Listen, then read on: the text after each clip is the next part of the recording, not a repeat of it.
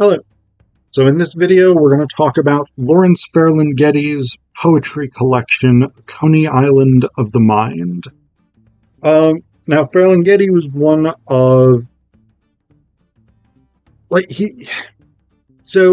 he's not one of the most famous of the beat poets necessarily. He's not Kerouac, he's not Ginsberg, but he's up there. He's sort of in that maybe second echelon.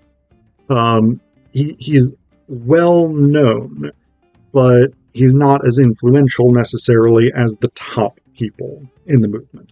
But in a way, he actually is really, really important because Ferlinghetti owned City Lights bookstore in San Francisco. If you ever go to San Francisco, visit City Lights. It's a great bookstore.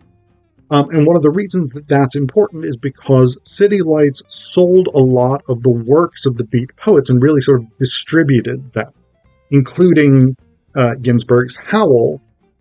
And actually, City Lights was raided, and I think Ferlinghetti, along with Ginsberg and the shop clerk from City Lights, were arrested and charged with distributing obscene material.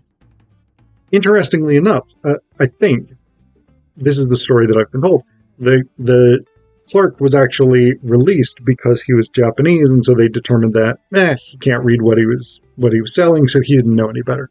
But Ginsberg and I think Ferlinghetti went to trial for this, and they were, I think, exonerated.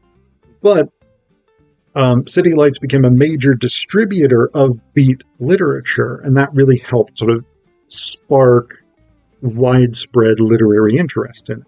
But Ferlinghetti himself is a writer. He's a poet. I think he wrote fiction. I think he later wrote some nonfiction about the beat movement, etc., etc. But A Coney Island of the Mind. This is I forget what year it comes out. 1955, and then 1958 it's republished. So this was a collection of Ferlinghetti's own poetry, and I actually really like it. He is one of my favorite beat writers, because I think he gives us a sort of different flavor of the beat movement than we get from the more sort of philosophical and often down-to-earth, I would say. That's probably a bad way of saying it, but the more sort of philosophical and grounded work of somebody like Jack Kerouac, or the often more dark and anxious poetry of somebody like Allen Ginsberg. Ferlinghetti, I think, has more fun with things. He is a lighter, he's a more sort of joyous beat poet, but his work functions in similar ways to what we see with the beat poets in terms of his technical approaches. Things like absurd situations, a stream of consciousness style, these sort of juxtaposed images and things like this. So I want to read you a few of the poems from A Coney Island of the Mind, so you get a flavor of this. So we're going to start with one of my favorite poems, actually, poem 9. All of these are just numbered. They don't have titles proper. So this is poem 9. See, it was like this when we waltz into this place. A couple of far-out cats is doing an Aztec two-step, and I says, Dad, let's cut. But then this dame comes up behind me, see, and says, you and me could really exist. Wow, I says. And only the next day, she has bad teeth and really hates poetry. So again, we have this sort of juxtaposition at the heart of the poem. This sort of like, here's this very sort of hip bohemian place we're supposed to be sort of imagining in the early portion, and then this woman seems to like offer this artistic bohemian escapism, and then it turns out that she does not. It is this sort of emptiness of the poet's desired artistic woman, or something like this. Another one, poem 10. This is a poem in which almost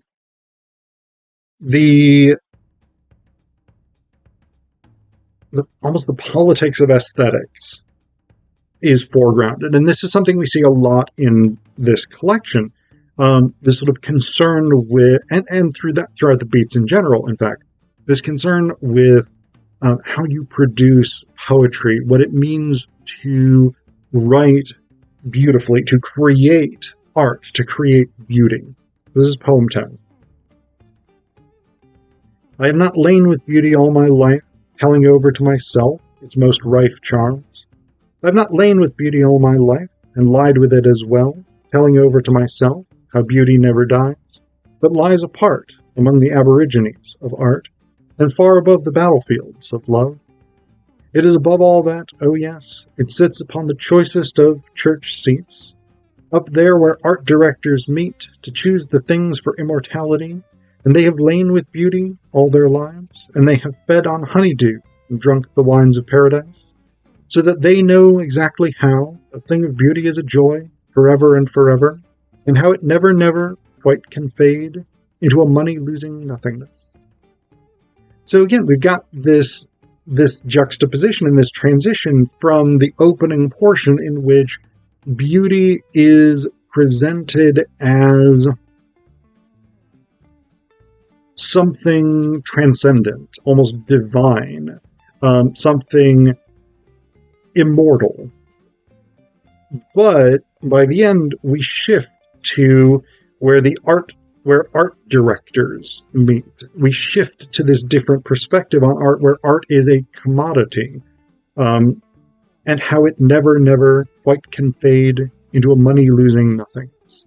The value of art goes from art is important because it is beauty and it is transcendent and it's immortal in the opening portion, to art never loses value. So that's that shift, one of those cynical things that we get with the beats. You've gotten a flavor of this already, but one of the other big components of Ferlinghetti's writing, which is, again, very common for the beats, is stream of consciousness. And I want to give you what I think is the best example of this from Coney Island of the Mind proper. There's additional sections that were, I think, published with the 1958 version that includes both oral messages, which were composed to be written, to be performed with jazz, and poems from Pictures of the Gone World, which is another poetry collection. So I'm sort of excluding those from my discussion. But poem 29 in A Coney Island of the Mind is the sort of best example of, this is what's called a prose poem, where it's not really written in lines per se. We just sort of get to the end of a line and have a natural line break. But it is stream of consciousness. And so I'm going to read this and you'll get this sense of like the string of random associations of words, random associations of images and ideas that are characteristic of stream of consciousness, which is, the beats pick this up from the Dadaists and high modernists. And they love this technique. So, poem 29. And that's the way it always is, and that's the way it always ends, and the fire and the rose are one, and always the same scene, and always the same subject right from the beginning, like in the Bible, or the sun also rises, which begins, Robert Cohn was middleweight boxing champion of his class, but later we lost our balls, and there we go again, and there we are again.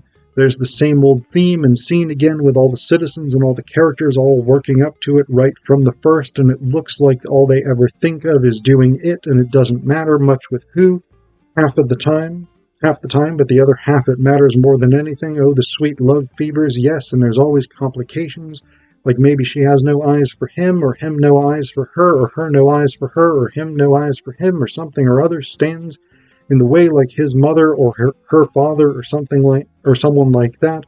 But they go right on trying to get it all the time, like in Shakespeare or The Wasteland or Proust remembering his things past or wherever. And there they all are struggling toward each other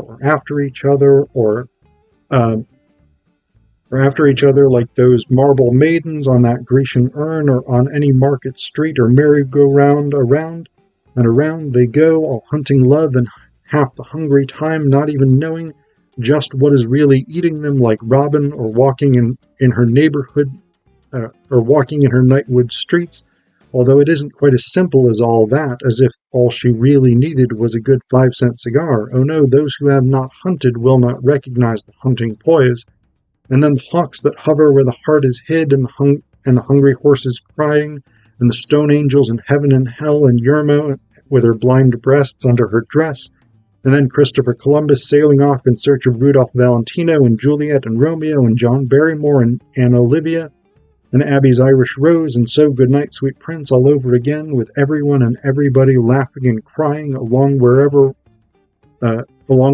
night and day, winter and summer, spring and tomorrow, like Anna Karenina lost in the snow, and the cry of hunters in a great wood, and the soldiers coming, and Freud and Ulysses always on their hungry travels, after the same hot grail like King Arthur and his nighttime nights, and everybody wondering where and how it will all end, like in the movies, or in some night maze novel. Yes, as in a night maze, yes, I said yes, I will, and he called me his Andalusian rose, and I said yes. My heart was going like mad, and that's the way Ulysses ends, as everything always ends, when that hunting cock of flesh at last cries out and has his glory moment, God, and then comes tumbling down the second of axes in the woods, the sound of axes in the wood, and the trees falling, and down it goes, the sweet cock's sword so wilting, and the fair flesh fields away alone, at last, and loved and lost, and found upon a river bank, along a river run, right where it all began, and so begins again. Who? Yeah, this sort of stream of consciousness style, again, very, very common, very, very popular among the beats. This was a way of trying to sort of deconstruct traditional narrative structures, traditional thought structures, ways of representing the unconscious mind, which was thought to in some way be more accurate and truthful than the artificially created, artificially shaped thoughts, expressions that characterize most writing.